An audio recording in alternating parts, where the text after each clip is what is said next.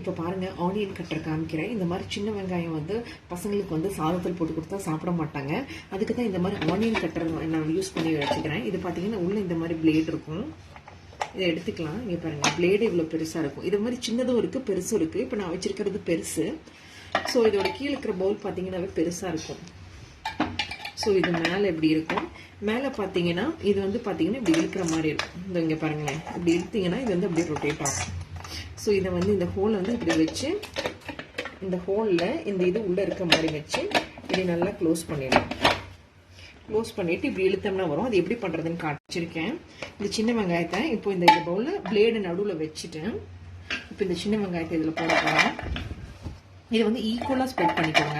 ஒரே இடத்துல இருக்கிற மாதிரி இல்லாமல் ஈக்குவலாக ஸ்ப்ரெட் பண்ணிக்கோங்க. இப்போ நான் ஈக்குவலாக ஸ்ப்ரெட் பண்ணிட்டேன். இப்போ பாருங்கள் ஈக்குவலாக ஸ்ப்ரெட் பண்ணியிருக்கேன். இப்போ இந்த ஹோலை இதில் வச்சிடுறேன். இப்போ பாருங்கள் நல்லா லாக் ஆகிருக்கும். இதை வச்சுட்டு இப்படி இழுத்தீங்கன்னா கீழே பாருங்களேன், இப்படி இழுத்தீங்கன்னா உங்களுக்கு எந்த அளவுக்கு வேணுமோ அந்த அளவுக்கு நீங்கள் இதில் பார்த்தே நிறுத்திக்கலாம். எனக்கு வந்து நல்ல பொடி பொடியாக வேணுங்கிறதுக்காக நான் நிறைய வாட்டி பண்ணுறேன். இப்போ பாருங்கள் நல்ல பொடியாகிடுச்சு. இப்போ பாருங்களேன், எனக்கு இந்த அளவுக்கு வேணுங்கிறதுக்காக இந்த அளவுக்கு பொடி பண்ணியிருக்கேன். இப்போ இந்த மாதிரி ஆனியன் கட்டரை நீங்கள் வச்சுக்கிட்டீங்கன்னா காலையில் உங்களுக்கு ரொம்ப யூஸ்ஃபுல்லாக இருக்கும். இது வந்து இப்போ எலக்ட்ரானிக்லையும் வந்துடுச்சு. ஸோ இந்த மாதிரி நம்ம ஹேண்ட்மேடும் வச்சுக்கலாம், எலக்ட்ரானிக்கில் சார்ஜ் பண்ணி அந்த மாதிரி ஆன் பண்ணியும் பண்ணிக்கலாம். ஸோ இந்த மாதிரி 2 வகையான ஆனியன் கட்டர் வந்திருக்கு. ஸோ அதுதான் நம்மளோட இப்போ ஷேர். இந்த மாதிரி 4 இட்லி இருக்குது. இந்த 4 இட்லியும் வச்சு லெஃப்ட் ஓவர் 4 இட்லியும் வச்சு நான் வந்து கிறிஸ்பி இட்லி ஃப்ரை பண்ண போகிறேன். கிறிஸ்பி ஃப்ரைடு இட்லி பண்ண போகிறேன். அது வந்து 2 டைப்பில் பண்ண போகிறேன். அது எப்படி பண்ணுறங்கிறது பார்க்கலாம். நம்ம உங்களுக்கு வேணும்னா இந்த மாதிரி இப்போ நான் வந்து ஒரு ஃப்ரையை வந்து இப்படி பண்ணுறேன். இதை நல்லா மெல்லிஸாக கட் பண்ணிக்கோங்க. ஸோ 2 இட்லியை நான் இந்த மாதிரி ஃப்ரை பண்ண போகிறேன். மெல்லிஸாக கட் பண்ணிக்கோங்க.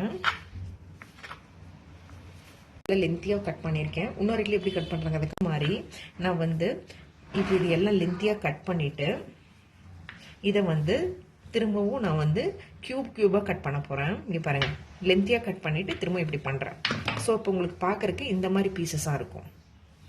பீசஸாகவும் ஒரு ஷேப்பாகவும் அந்த மாதிரி இந்த மாதிரி லென்த்தியாக ஒரு ஸ்பேஸாகவும் நான் கட் பண்ணியிருக்கேன். ஸோ இந்த மாதிரி ஒரு மெத்தடு, இந்த மாதிரி ஒரு மெத்தடு காட்ட போகிறேன். ஃப்ரைங் பேன் வச்சுருக்கேன். அதில் இங்கே பார்த்தீங்கன்னா இந்த மாதிரி 2 டேபிள் ஸ்பூன் வந்து நான் நெய் ஊற்றிக்கிறேன். இந்த நெய் நல்லா மெல்ட் ஆகட்டும். நல்லா மெல்ட் ஆனதுக்கப்புறம் இதை வந்து நான் ஷாலோ ஃப்ரை பண்ண போகிறேன். ஸோ இதை வந்து நல்லா நான் ஈக்குவலாக எல்லாத்தையும் ஸ்ப்ரெட் பண்ணிவிட்டேன். இதில் இந்த மாதிரி இட்லி பீஸஸை வைக்க போகிறேன்.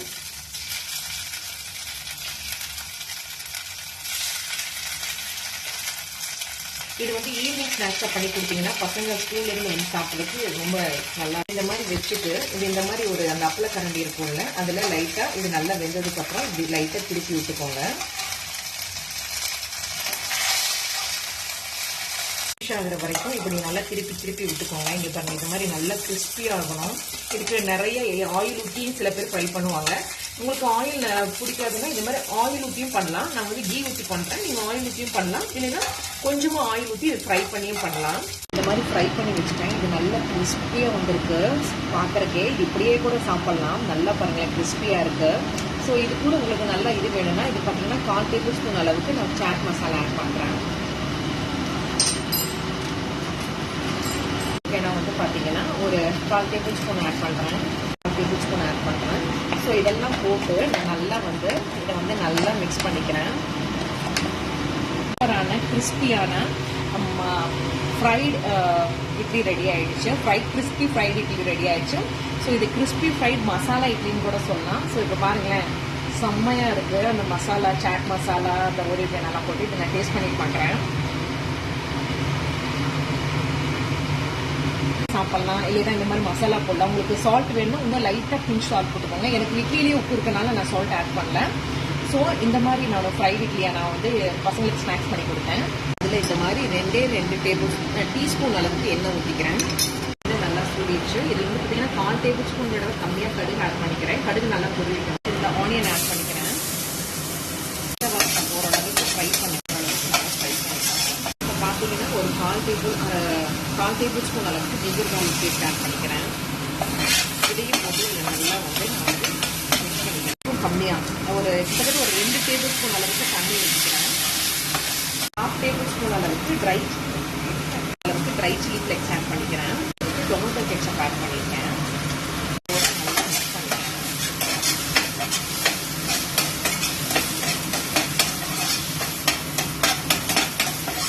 இப்போ நான் கட் பண்ணி பார்த்தீங்கன்னா இந்த இட்லியை இதோட போட்டு நான் மிக்ஸ் பண்ண போகிறேன். இந்த மாதிரி நான் இதில் போட்டு மிக்ஸ் பண்ணிக்கிறேன். இப்போ இதெல்லாம் போட்டு நான் மிக்ஸ் பண்ணதுக்கப்புறம் இங்கே பாருங்கள், இப்போ நல்லா போட்டு மிக்ஸ் பண்ணிட்டேன். இப்போ இந்த மாதிரி நல்லா நான் போட்டு மிக்ஸ் பண்ணதுக்கப்புறம் அடுப்பு ஆஃப் பண்ணிவிட்டு நான் திரும்ப இது மேலே இன்னும் ஒரு 1/4 டேபிள் ஸ்பூன் வந்து tomato ketchup add 1/4 tablespoon அளவுக்கு ஒரேகன் ஆட் பண்ணுறேன். ஆட் பண்ணிவிட்டு திரும்பவும் வந்து ஒரு 1/4 டேபிள் ஸ்பூன் அளவுக்கு வந்து நான் டொமேட்டோ கெச்சப் ஆட் பண்ணுறேன்.